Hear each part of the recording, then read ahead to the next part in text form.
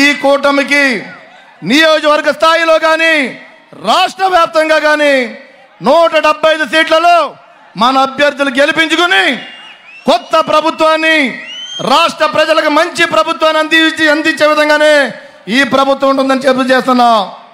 చూస్తున్నాం తమ్ముళ్ళు, దుర్మార్గుడు అధికారంలోకి వచ్చాడు. ఎవరన్నా ముఖ్యమంత్రులు అధికారంలోకి వస్తే కట్టడాలతో ముందుకెళ్తారు. ఈ దుర్మార్గుడు అలా కాదు, ప్రజా దర్బార్ని కూల్చివేతతో మొదలెట్టాడు. మా నాయకుడు పవన్ కళ్యాణ్ గారు ఆ రోజునే చెప్పారు, ఎప్పుడైతే నువ్వు కూల్చివేతతో మొదలెట్టావో అప్పుడే నీ పతనం అయ్యిందని చెప్పి. సోదరులారు, మీరందరూ రాబోయే రోజుల్లో ఏదైతే మీ ఓటు హక్కు ఉందో ఆ ఓటు హక్కు ద్వారా ఈ కూటమికి ఓట్లేసి ఇక్కడ అభ్యర్థిగా నన్ను, అదే ఎంపీ అభ్యర్థిగా కనుమూరు శ్రీనివాస్ వర్మ గారిని ఈ 2 ఓట్లేసి గెలిపించుకుంటారని మనస్ఫూర్తిగా కోరుకుంటున్నాం. అదేవిధంగా తమ్ముళ్ళు 2 విషయాలు ముదునూరు ప్రసాద్ రాజు కోసం మాట్లాడుకుందామా? రెండోసారి అధికారం ఇచ్చా ముదునూరు ప్రసాద్ రాజు గారికి ఏం చేశాడు కనకారు అని అడుగుతున్నాను. ఈ సందర్భంగా నేను ఏదైతే మన జిల్లా హక్కు ఉందో, జిల్లా కేంద్రంగా మన రావాల్సిన అర్హతని పక్క నియోజకవర్గం తీసుకెళ్లిపోయిన దుర్మార్గుడు ముదునూరు ప్రసాద్ రాజు చెప్పి సందర్భంగా మనం గుర్తు చేసుకోవాల్సిన అవసరం ఉంది. మెడికల్ కాలేజీ మనకేమైనా వచ్చిందో చెప్పండి. మెడికల్ కాలేజీ కూడా పక్క నియోజకవర్గం తీసుకెళ్లిపోయాడు. ఏదైనా అభివృద్ధి జరిగిందా నియోజకవర్గంలో? ఎక్కడ అభివృద్ధి లేదు. తమ్ముళ్ళు భయపెడుతున్నారు.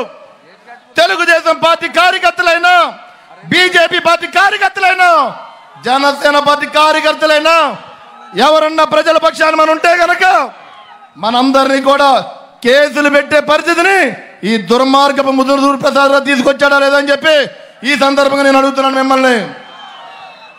సోదరులారు, మీరందరూ అవకాశం కల్పించండి, ఒక్క అవకాశం కల్పించండి మా అందరికి, మా కూటమికి. ఇక్కడ రాబోయే రోజుల్లో నరసాపురం నియోజకవర్గాన్ని అన్ని రకాలుగా కూడా అభివృద్ధి పరంగా ముందుకు తీసుకెళ్తానని చెప్పి ఈ సందర్భంగా తెలియజేస్తున్నాను.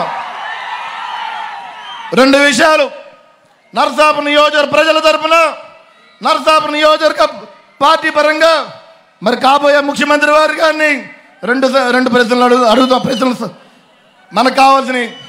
సార్, మా నరసాపురానికి నియోజకవర్గ స్థాయిలో త్రాగునీరు ఇబ్బంది చాలా ఉంది సార్.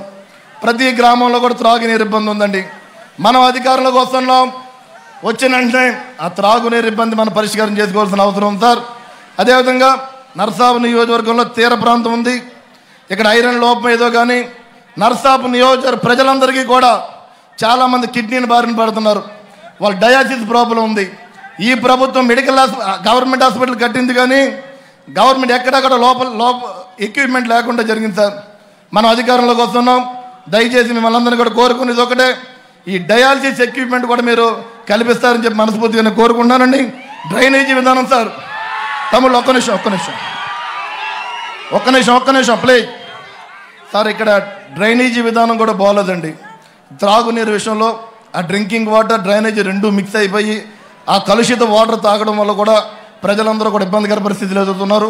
కొద్దిగా డ్రైనేజీ విధానం కూడా మనం సరి చేసుకుంటే కనుక ప్రజలు సురక్షితంగా ఆరోగ్యాన్ని కాపాడుకునే పరిస్థితులు ఉంటారు సార్. మరి మన అధికారంలోకి వస్తాం, రాబోయే రోజుల్లో మీరు అది చేసి పెడతారని చెప్పి నేను మనస్ఫూర్తిగా కోరుకుంటున్నాను.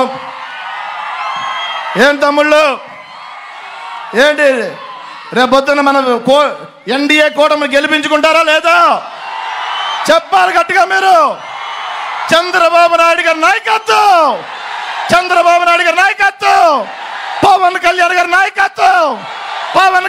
నాయకత్వం సార్. ఇక్కడ పవన్ కళ్యాణ్ గారు మరి ఆయన సహకారంతో మరి మొన్న ఎలక్షన్లో కూడా నేను తక్కువ ఓడిపోవడం జరిగింది సార్. ఇవాళ ఆయన ఈరోజు నాకు ఇక్కడ నరసాపురం ఒక అవకాశం కల్పించారు. మరి ఆయన కూడా ఈ నరసాపురం నియోజకవర్గం తరఫున మా అందరి తరఫున కూడా నేను మనస్ఫూర్తిగా హృదయపూర్వక ధన్యవాదాలు తెలియజేసుకుంటూ చంద్రబాబు నాయుడు గారికి ప్రత్యేక నమస్కారం తెలియజేసుకుంటాను sir. Thank you sir. Thank you.